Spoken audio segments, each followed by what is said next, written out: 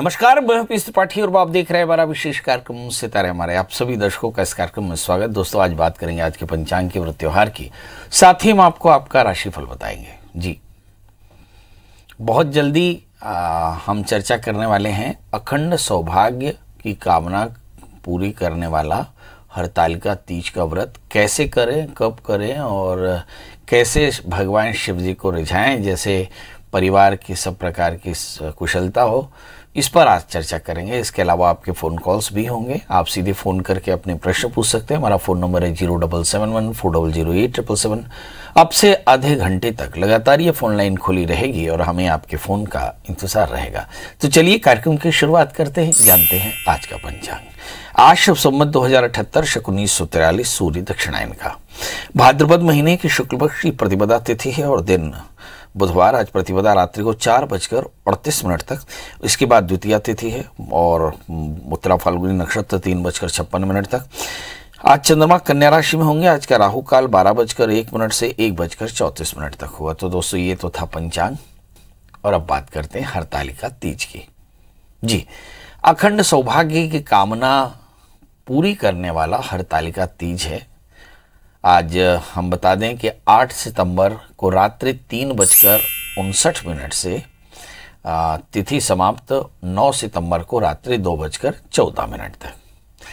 मतलब हरतालिका तीज का जो व्रत है वो 9 तारीख को मनाया जाएगा। भाद्रपद महीने के शुक्ल पक्ष की तृतीया को किया जाता है ये व्रत महिलाएं, स्त्रियां अपने परिवार के कल्याण के हेतु से संकल्प के साथ व्रत करती हैं और ये संकल्प का प्रतीक है। अखंड सौभाग्य की कामना का प्रतीक है। इसे हरतालिका तीज या बूढ़ी तीज भी कहते हैं। इस दिन सास अपनी बहू को सिंधारा देती है। भगवान शिव और माता पार्वती का पूजन किया जाता है। हस्त नक्षत्र में ही होती है पूजा। लड़कियां और सौभाग्यवती महिलाएं इस व्रत को करती हैं। विधवा महिलाएं भी अपने परिवार की कामना से, कल्याण की कामना से इस व्रत को कर सकती हैं। बड़ा आसान है। इस दिन आप दाम्पत्य जीवन को मधुर करने के लिए भगवान शिव को सुंदर खीर का भोग लगाएं। 11 नवविवाहितों को सौभाग्य की सामग्री दें और सौभाग्यवती स्त्रियों को साड़ी, बिछिया यानी सौभाग्य की सामग्री दें। बुजुर्गों का आशीर्वाद लें। शिव और नंदी को सहज चढ़ाएं और माता पार्वती को चुनरी नथ चढ़ाएं तो निश्चित तौर पर इससे मनोकामनाएं पूर्ण होती हैं। गणेश मंदिर में मालपुए, पत्नी को पान का बीड़ा शिव जी चढ़ाएं तो अच्छा रहता है। गुड़ के 11 लड्डू माता पार्वती को चढ़ाना चाहिए। चलिए, असल में हम आज चर्चा कर रहे हैं जिस तीज की, एक बार की बात है कि हिमाचल और मैना की संतान पार्वती हुई और पार्वती भगवान शिव की निष्ठा में लीन रहती थी। कठोर तप करती थी, जिसके चलते वो काफी दुबली हो गई थी, कृश हो गई थी। तभी नारद जी प्रसन्न होकर के विष्णुलोक से आए और उन्होंने हिमाचल को भगवान विष्णु का विवाह का संदेशा दिया कि भगवान विष्णु पार्वती से विवाह करना चाहते हैं। मगर पार्वती हर हालत में शिव को ही पति के रूप में पाना चाहती है और इसी कारण वह दुखी हो जाती है और विकल होकर के वह देह त्याग करना चाहती है। मगर तभी सखियां उसे लेकर के घोर जंगल में चली जाती हैं, जहां वो कठोर तप करती है और तब फिर भाद्रपद महीने के शुक्ल पक्ष की तृतीया तिथि में बालू के शिव बनाकर वो भगवान का पूजन करती है। भगवान प्रसन्न होते हैं और उसे यथेष्ट आशीर्वाद देते हैं और यहीं पर पार्वती शिव का वर्ण करती है, शिव पार्वती का वर्ण करते हैं और फिर हिमाचल ढूंढते हुए अपनी बेटी को जंगल में आते हैं और वहाँ अपनी बेटी को सखी सहित पा करके और फिर घर ले जाते हैं और फिर भगवान शिव का पार्वती से विवाह हो जाता है। एक बात और भी है, कहते हैं ये पार्वती का अंतिम जन्म था। 11 जन्मों के बाद पार्वती का यह 12 जन्म, जिसमें पार्वती श्रीमद् भागवत की कथा का पात्र भगवत कथामृत का पान करने के बाद अमर हो गई। कहते हैं इसी व्रत के प्रभाव से पार्वती अमर हो गई और पार्वती और शिव का जो सौभाग्य है वो अखंड हुआ। तभी से ये व्रत मनाया जाने लगा। आज भी हिंदुस्तान में स्त्रियां अपने परिवार के कल्याण की कामना से इस व्रत को करती हैं। कुछ निर्जला करती हैं, कुछ जिन्हें बीमारी है वो थोड़े समाधान के साथ इस व्रत को करती हैं, मगर इस व्रत को श्रद्धा से पूरा हिंदुस्तान, मेरा ख्याल है हिंदुस्तान के बाहर भी जो सनातनी रहते हैं वे इस व्रत को करते हैं। वजह बहुत साफ है, परिवार के कल्याण की कामना, यही हमारे सनातन की खासियत है। चलिए, तो आपके समझ में आ गई होगी कि निर्जला व्रत कल कैसे करें। अब हमारे कॉलर्स का सिलसिला शुरू होता है। हमारे साथ पहली कॉलर है विजय। विजय जी, आपका बहुत बहुत स्वागत है। बताइए क्या जानना चाहते हैं। पंडित जी प्रणाम। जी प्रणाम, बताएं। पंडित जी, मेरी जन्म तिथि है 6 अक्टूबर 1977। 77। हाँ, थोड़ा सा ऊंचा बोल देंगे। हाँ जी, बताइए। जन्म समय 7:35, स्थान मनेन्द्रगढ़। सुबह या शाम? सुबह 7:35। जी, अभी आपका केस डिसाइड हुआ कि नहीं? पंडित जी, आपके आशीर्वाद से मेरा रेगुलर होने के लिए कागज तो दौड़ रहा है, लेकिन थोड़ा थोड़ा विघ्न बाधा आते ही जा रहा है। चिंता न करें, ठाकुर जी सारी व्यवस्था पूरी करेंगे। आपका जन्मलग्न तुला है, राशि आपकी वृश्चिक है, दशम स्थान में बृहस्पति है।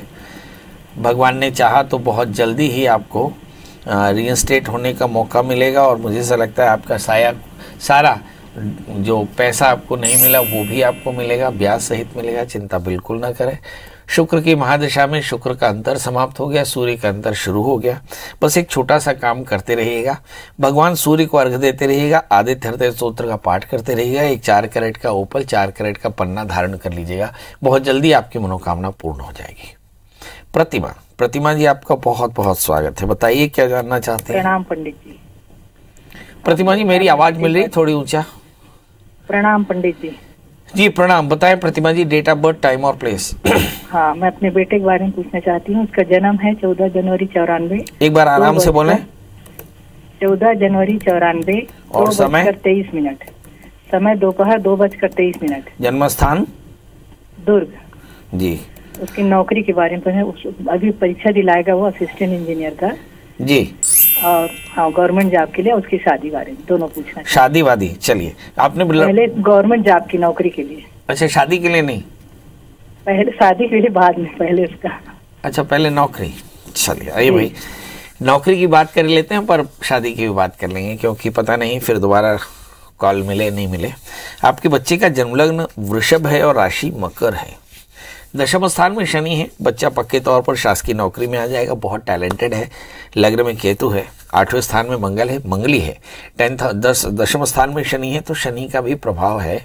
तो जहाँ तक सवाल नौकरी का है, मैं देख पा रहा हूँ कि बहुत जल्दी इसे नौकरी मिलने वाली है, और संभवतः नवंबर 2022 के पहले नौकरी इसको मिल जाएगी, और शायद आगे चल करके इसकी शादी भी तय हो जाएगी।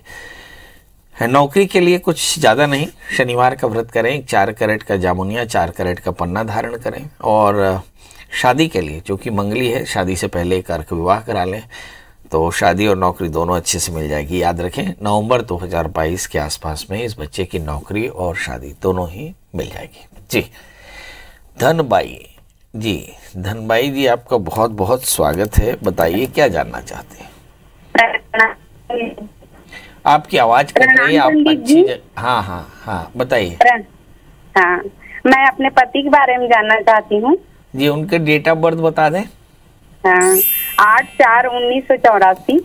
हाँ हाँ, समय पता नहीं पंडित जी। जन्म स्थान पता नहीं। हाँ, जन्म स्थान धौरा भाठा, भटगांव। अंदाजा कितने बजे का कुछ बताएं, सवेरे, शाम, दोपहर, रात? पता नहीं है पंडित जी। पढ़ाई क्या की आपके हस्बैंड ने? पढ़ाई तो 8वीं पास की है। काम क्या करते हैं? बस ऐसी खेती किसानी और थोड़ा बिजनेस। अच्छा, क्या जानना चाहती हैं आप? उनके करियर के बारे में कैसा रहेगा, और हमारे दाम्पत्य जीवन के बारे में पंडित जी। और थोड़ा ना गुस्सा बहुत ज्यादा कर लेते हैं। हाँ, गुस्सा बढ़ कर देते हैं। और शराब भी पीते हैं क्या? नहीं, शराब नहीं पीते। शराब नहीं पीते। चलिए, आइए देखते हैं आपके हस्बैंड का जन्म समय है रात को 10 बजे। आपके हस्बैंड का जन्म लग्न वृश्चिक है और राशि उनकी मिथुन है। लग्न में मंगल केतु है, बहुत मेहनती हैं। 7वें स्थान में राहु, 12वें स्थान में शनि और 30वें स्थान के स्वामी भी शनि है, जिसका मतलब ये होता है कि तनाव थोड़ा सा ज़्यादा होता है, ज़्यादा चिड़चिड़े और ज़्यादा क्रोधी हैं, इसके चलते थोड़ी सी परेशानी। जहाँ तक सवाल करियर का है, लग्न में मंगल केतु है, करियर उनका बहुत अच्छा है, बहुत मेहनती हैं। थोड़े से गुस्सैल होने के कारण काम बिगड़ जाता है। आने वाले 7 मार्च 2023 तक देखेंगे कि बहुत अच्छा समय शुरू होने वाला है और बहुत अच्छे से निकलेंगे, क्योंकि शनि की 19 साल की दशाएं समाप्त हो गई हैं और अब बुध की महादशा शुरू हो गई, तो चीज़ें काफ़ी अच्छी हैं। क्या करना चाहिए इनके लिए? एक अच्छा 8 कैरेट का इटालियन मूंगा, 4 कैरेट का टोपास पहना दे, मंगल का व्रत करने को कहें, मंगल स्तोत्र का पाठ और मंगल यंत्र की पूजा करने को कहें। देखेंगे इससे इनका करियर भी बढ़िया हो जाएगा और क्रोध भी शांत हो जाएगा। आमतौर पे सबको सब कुछ बहुत ठीक ठीक मालूम है, मगर एक प्रश्न मन में फिर भी उठता होगा कि यदि कोई बीमार स्त्री हो तो क्या करना चाहिए? तो बीमार हो, गर्भवती हो, डॉक्टर ने दवा खाने को कहा हो, दवा पानी के साथ खाना हो, तो ऐसी स्थिति में निर्जला व्रत कैसे कर सकते हैं? तो ऐसी स्थिति में जब अशक्यता हो, असमर्थता हो, तो फिर देशकाल परिस्थिति के अनुसार पानी और आहार लेकर के, फलाहार लेकर के व्रत करें। कठिन तप करने से हो सकता है आप ज़्यादा बीमार पड़ जाएं, इस बात का विशेष ध्यान रखें। दूसरी बात है कि इस व्रत में खासियत क्या है? क्या कठोरता इस व्रत की खासियत है? नहीं, इस व्रत की खासियत है भक्ति। तो भगवान शिव का परिवार सहित पूजन करें तो सुंदर भगवान शिव मिट्टी के मन में मूर्ति ला करके भगवान की प्रतिष्ठा कराकर गौरी गणेश नवग्रह षोडश मातृका के कलश स्थापन करके भगवान शिव का परिवार के साथ पूजन करें और फिर पूजन करके रात्रि जागरण करें।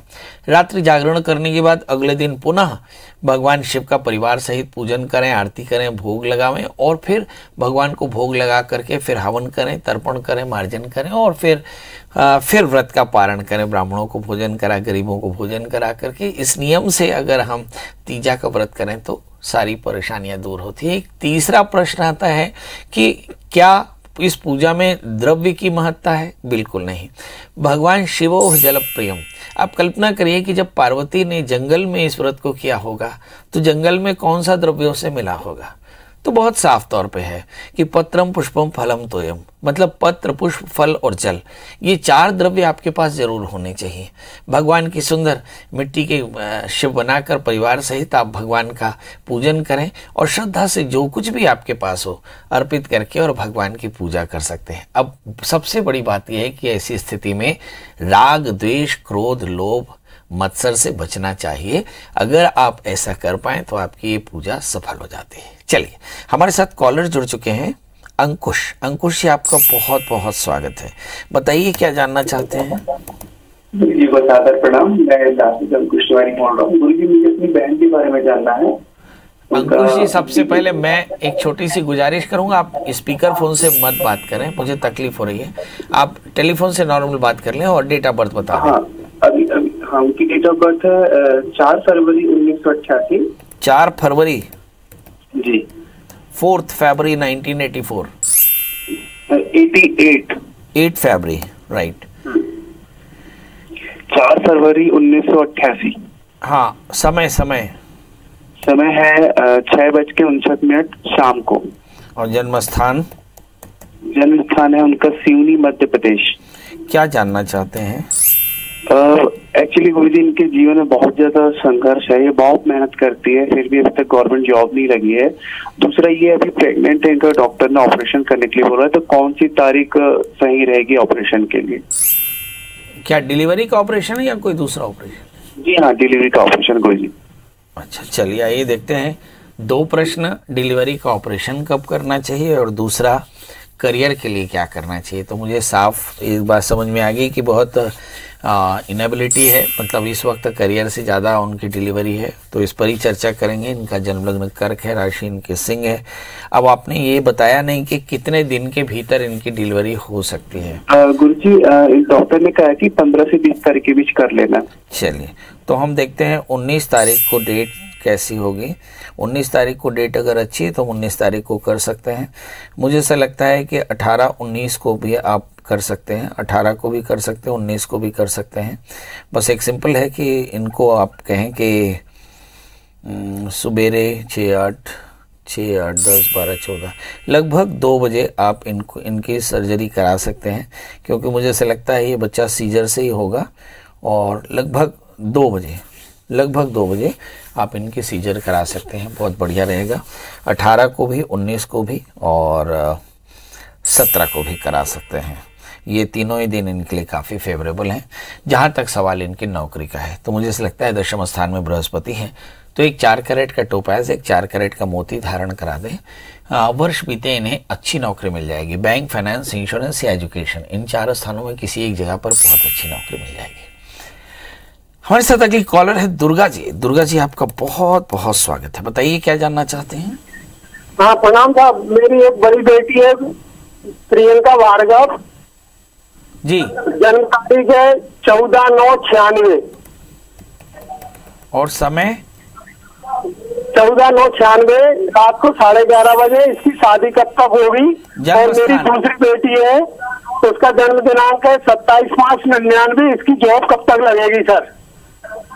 1 मिनट, आप टीवी की आवाज बंद कर दें, हड़बड़ाएं बिल्कुल नहीं, और इस बच्ची का जन्म स्थान बताएं। जन्म स्थान बता दें, जन्म स्थान।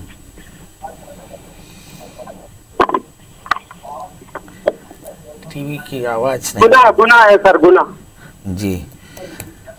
तो चलिए, 14 सितंबर 1996 आप जानना चाहते हैं कि इसकी, ये 14 सितंबर 1996 इस बच्ची के लिए क्या जानना चाहते हैं आप? ओह गॉड, मुश्किल है। चलिए आइए देखते हैं। इस बच्ची का जन्मलग्न वृषभ है, राशि इनकी कन्या है। यदि विवाह के बारे में चिंता कर रहे हो तो इस बच्ची का विवाह अप्रैल 2022 के बाद होगा। जहां तक सवाल करियर का है, भाग्य शनि 11वें स्थान में, करियर भी काफी अच्छा रहेगा। इस बच्ची को एक 4 कैरेट का उपल, 4 कैरेट का जामुनिया पहनाएं, शनिवार का व्रत करें और शादी से पहले एक छोटा सा कुंभ विवाह याद से करा लें तो शादी की परेशानियां दूर हो जाएंगी। हमारे साथ अगले कॉलर राजेंद्र जी हैं। राजेंद्र जी, आप अपनी डेट ऑफ बर्थ, टाइम और प्लेस बताएं। टीवी की आवाज बंद कर दें, स्पीकर फोन से बात ना करें। बताएं। जी सर जी, प्रणाम सर जी। प्रणाम करता हूँ जी। मेरी पत्नी के बारे में जानना था सर जी। मेरी पत्नी का नाम है दीक्षा मेश्राम जी, और जन्म स्थान है देवभोग गरियाबंद जी। डेट ऑफ बर्थ है 10/7/1994। 10 जुलाई 1994। जन्म समय?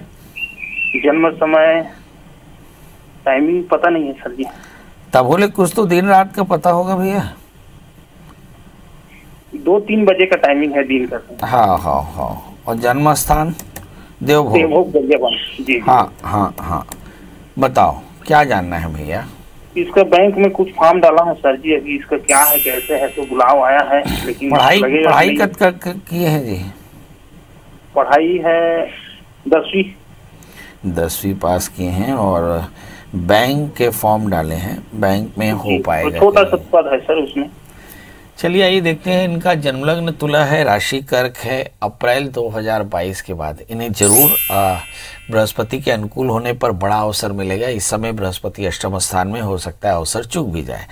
इनके लिए 4 कैरेट का पन्ना, 4 कैरेट का उपल पहना है, दत्तात्रेय कवच का नित्य पाठ करने को कहें। आप देखेंगे कि बहुत जल्दी इनकी नौकरी लग जाएगी। लग्न में राहु और गुरु होने के कारण आमतौर पे थोड़ी सी परेशानी शारीरिक, मानसिक और करियर को लेकर होती है, मगर अगर प्रयास करेंगे तो सफलता जरूर मिलेगी जी।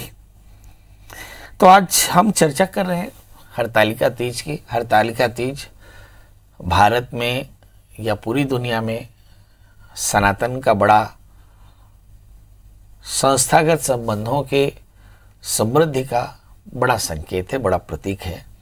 इसमें स्त्रियां अपने परिवार की कल्याण की कामना से, अखंड सौभाग्य की कामना से भगवान शिव का परिवार सहित व्रत करती हैं और भगवान शिव का पूजन करके उनसे आशीष मांगती हैं। तो ये व्रत संकल्प शक्ति का प्रतीक है और इसी के कारण परिवार में समृद्धि बनी रहती है। आप सभी सुखी हों। एक छोटी सी गुजारिश कि आप तीसरी लहर को भी सावधानी से रखें। कल तीज है, बहुत भीड़ भरे मंदिरों में ना जाएं, क्योंकि सरकार और दुनिया से अलर्ट जारी हो रहा है, तो सावधानी जरूर रखें। व्रत और त्योहारों को मनाना अच्छा है, मगर सावधानी के साथ मनाएं तो अच्छा होगा, क्योंकि यह सारी दुनिया के लिए संक्रमण काल है, तीव्र काल है और आपत्ति काल है। इसमें सावधानी जरूर रखें। इस कार्यक्रम के बाद भी हमारे बहुत सारे दर्शक अपने प्रश्नों को लेकर जिज्ञासु होंगे, तो गूगल में सर्च करें प्रिया शरण त्रिपाठी। अगर नाम, एड्रेस और फ़ोन नंबर मिल जाए तो कॉल करें। मुझे आपका और आपके फ़ोन का इंतज़ार रहेगा। चलिए, कल फिर मिलेंगे ढेर सारी बातों के साथ। तब तक मुझे दीजिए इजाज़त। नमस्कार।